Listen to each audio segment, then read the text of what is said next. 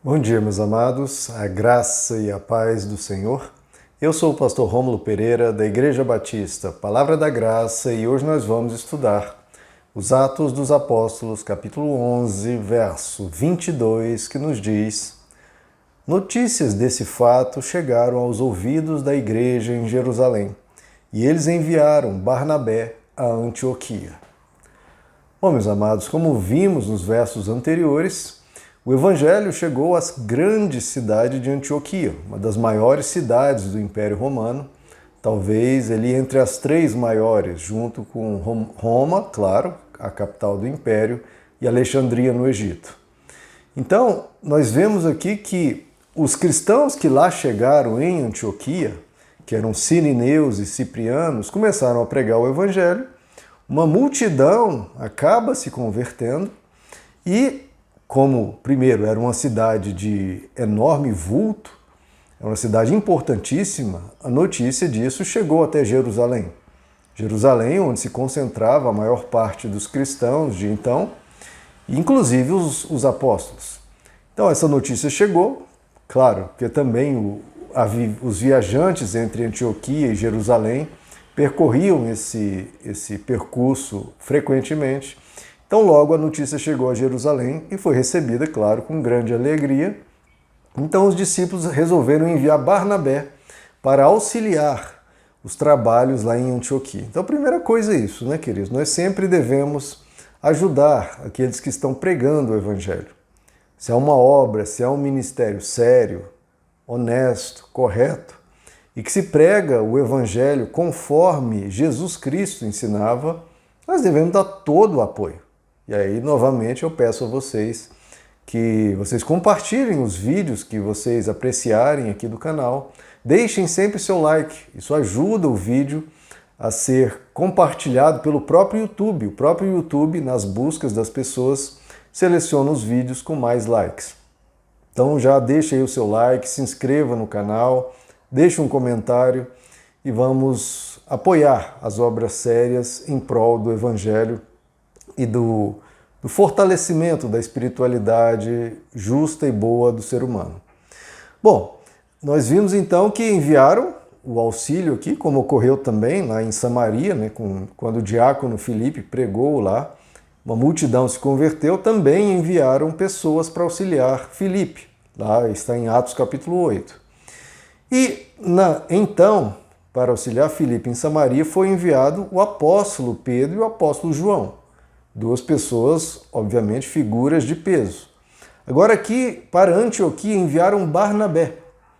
Barnabé, que tinha lá a sua importância, mas, claro, não era um dos apóstolos.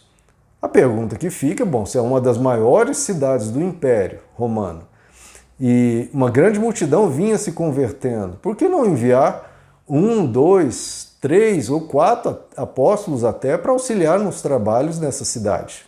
Afinal, Antioquia era muito maior que Jerusalém, por exemplo. Se o trabalho estava indo de vento em popa lá, nossa, nada melhor do que o suporte dos apóstolos.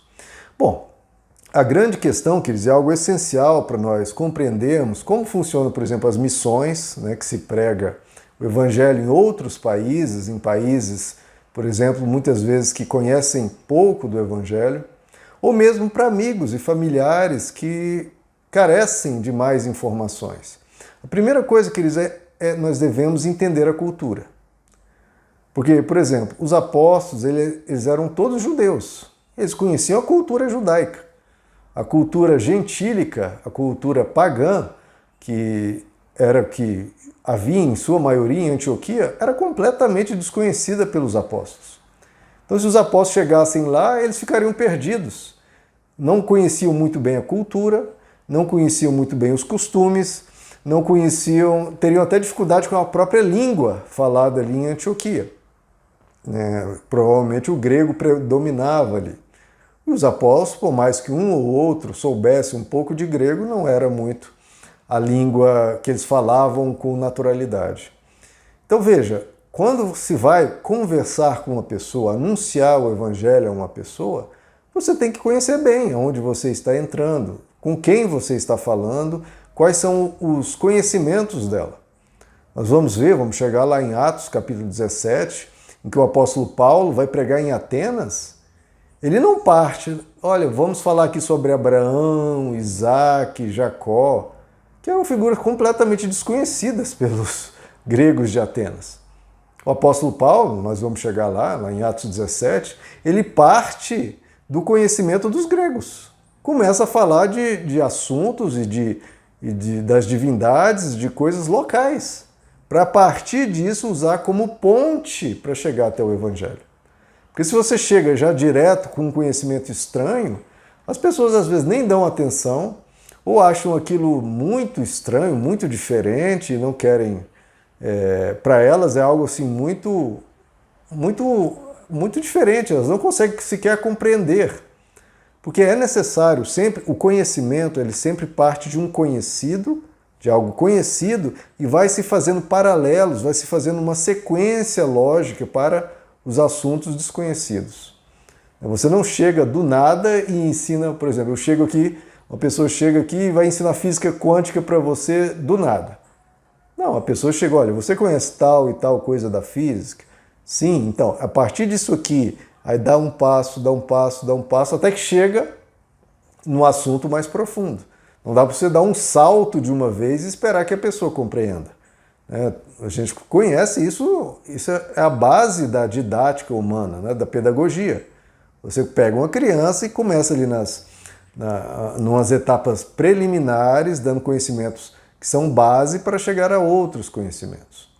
Então, é assim que deve se dar quando você vai conversar com uma pessoa. Você parte do que ela conhece, da cultura dela, do conhecimento dela, respeitando, né, o que ela entende por correto, e aí você vai avançando e para explicar para ela tanto pontos novos quanto pontos diferentes, quanto até mesmo explicar para ela porque determinado conhecimento que ela atualmente tem é equivocado. Tudo com mansidão e respeito, como o apóstolo Pedro diz. O apóstolo Pedro nos diz, olha, estejam sempre prontos para responder a qualquer um que lhes perguntar o motivo da razão da vossa fé. Então, estejam prontos para ensinar, para explicar, mas façam isso com mansidão e respeito. É um verso tão claro das Escrituras que praticamente se perdeu. Hoje as pessoas são muito ríspidas com outras culturas, outras religiões, outros entendimentos de sexualidade, do que quer que seja. Querido, se você quer ser respeitado, você tem que respeitar os outros. Por mais diferente, por mais às vezes até que não lhe agrada determinada postura, determinada atitude, você tem que respeitar as pessoas. Respeite a pessoa. Porque em outro momento você também tinha outro conhecimento, outro entendimento. Respeite as pessoas. Porque se as pessoas se sentirem, né, que quem está falando do lado de cá abomina a atual ideia dela, a pessoa se fecha. Você acabou de perder a pessoa. Não há a menor chance de haver diálogo. Porque do seu lado não há diálogo. Você está pronto para um monólogo, para um discurso. Não está pronto para ouvir. Ouça, que aí a outra pessoa vai te ouvir. É muito simples, é a educação. As pessoas, primeira coisa, você tem que ser educado. Ter respeito pelas pessoas e ser manso. Façam tudo isso com mansidão e respeito.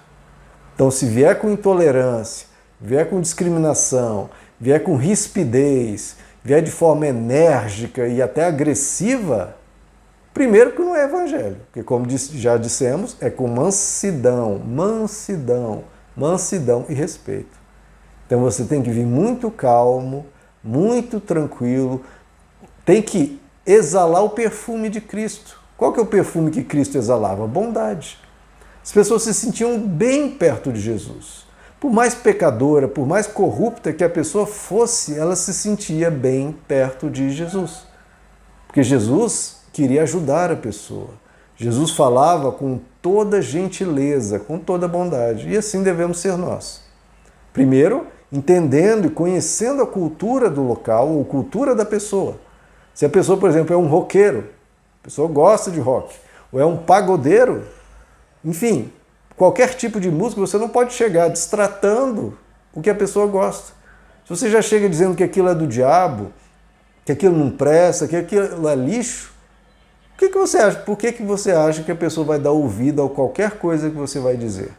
Você já chegou desrespeitando o que ela gosta, desrespeitando anos de vida que ela está vivendo naquilo.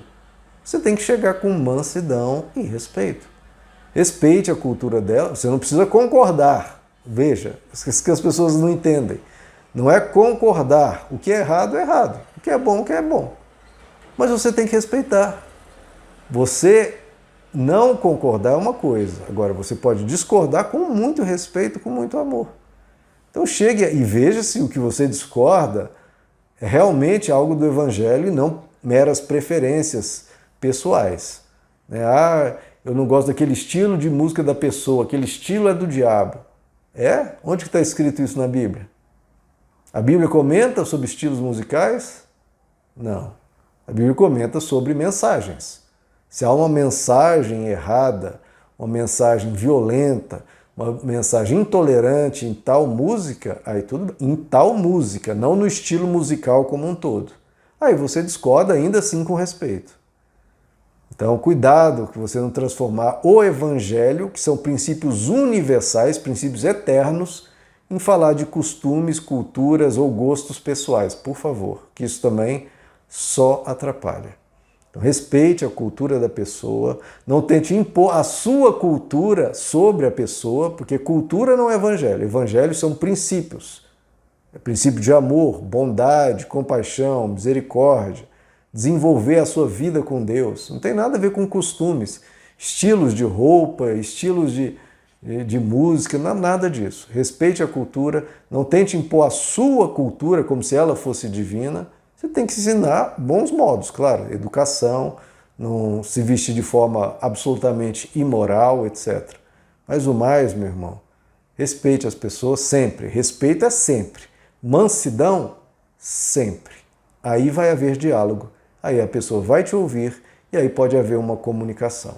Meus amados, que Deus lhes abençoe, a graça e a paz do Senhor.